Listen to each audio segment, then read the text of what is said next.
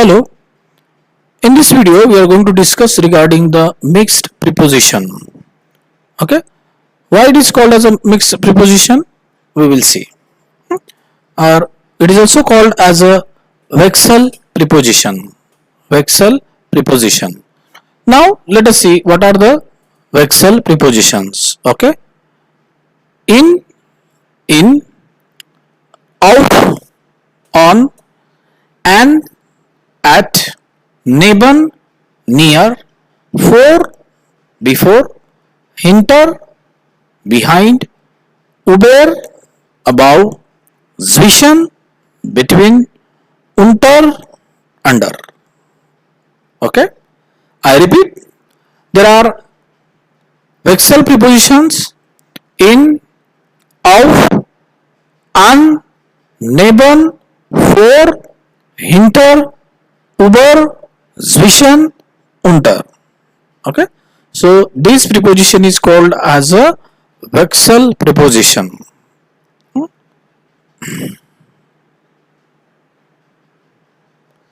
Vexel, or we can say it a mixed preposition. Vexel can be accusative or dative. This preposition is also called can be accusative or dative. Legen, stellen, kommen, hängen, all are the accusative preposition.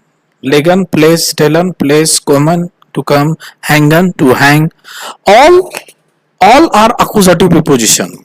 Okay, ich lege das Handy auf den Tisch.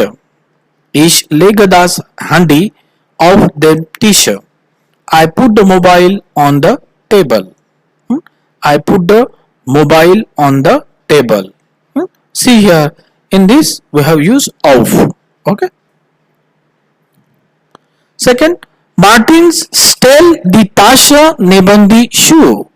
Martin keep the bag near the shoe. Martin keep the bag near the shoe. Ich hange den Kalender an die Wand. Ich hange den Kalender an die Wand. I hang the calendar on the wall. I hang the calendar on the wall. So an preposition we have is here, vexel preposition an. For an, the meaning of an is on. I hang the calendar on the wall.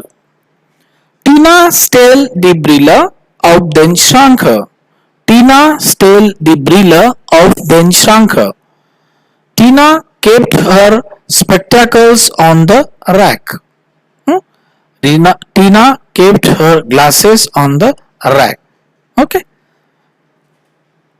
Now dative verbs. These are the dative verbs. Liegen, stehen, sein, hangen.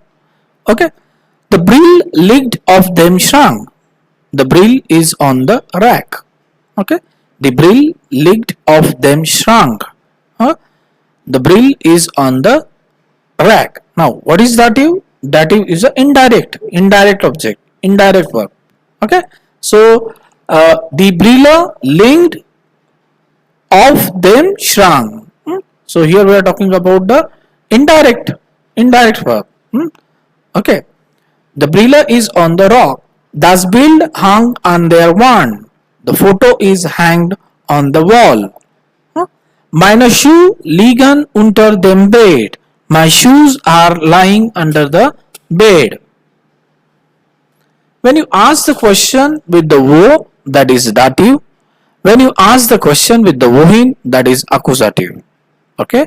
If you have to find out whether the accusative is there or accusative preposition we have to use or dative preposition we have to use, then you can ask the question with the wo and wonin. When you ask the question with the wo, that is dative. When you ask the question with the wo and if you get the answer, then that case is the dative case. And when you ask the question with the wohin, that is accusative. If you ask the question with the wohin and if you get the answer, then that is accusative verb. Okay. So this you have to keep in mind, the difference between wo and wohin. If you can ask the question with the wo, that is dative. If you are asking the question with the wohin and if you get the answer, that is accusative. Okay, so see, was in minus shoe, this is the dative case because we are asking question with the wo. Okay, minus shoes in Zimmer, minus shoe in Zimmer. Where are my shoes? My shoes are in Zimmer, room मध्ये आहे. Now in Zimmer, we have used here in Zimmer. Now what do you mean by in Zimmer? See, if you see the in, then in plus them, them, in plus them. Okay, so them is here. Why we have used them here? Them is used for the, because dative case is there. Okay, minus shoes in Zimmer. So how that in comes? In plus them. In plus them, that is the shortcut. In plus them, that is in Zimmer, means minus shoes in them Zimmer. So in is a shortcut of in plus them. Okay. Wohin hast du meine Schuhe gelegt? Where did you keep my shoes? Oh, ich habe deine Schuhe ins Zimmer gelegt. Ich habe deine Schuhe ins Zimmer gelegt. Ins, see, we have many times when we read German, that time we go through this word im, and ins, ins. So, ich habe deine Schuhe ins Zimmer gelegt. Ins, in plus das. So, ich habe deine Schuhe in das Zimmer gelegt. So, in das, instead of in das, we did the shortcut abbreviation, that is ins. In das means ins. Okay, so this you have to keep in mind, in and ins. There is a difference between ins and in. Okay, in we are using for the dative and ins we are using for the accusative.